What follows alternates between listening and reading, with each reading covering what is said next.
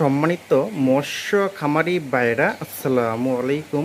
আজকে আমি আপনাদের মাঝে নিয়ে আসলাম 2026 সালের অরিজিনাল চকলেট কালার হাইব্রিড মাগুর মাছের পোনা।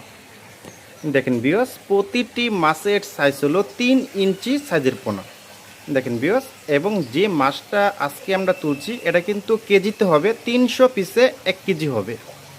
দেখেন ভিউয়ার্স, যাদের দূষিত পুকুর আছে তারা কিন্তু এই মাছটা কিন্তু চাষ করতে পারবেন। যাদের পুকুরের উপর হাঁসের ফার্ম এবং গরুর ফার্ম, হ্যাঁ, তারা কিন্তু এই মাছগুলি কিন্তু আপনি চাষ করতে পারবেন, একদম বিনা খাবারে কিন্তু চাষ করা যাবে কিন্তু।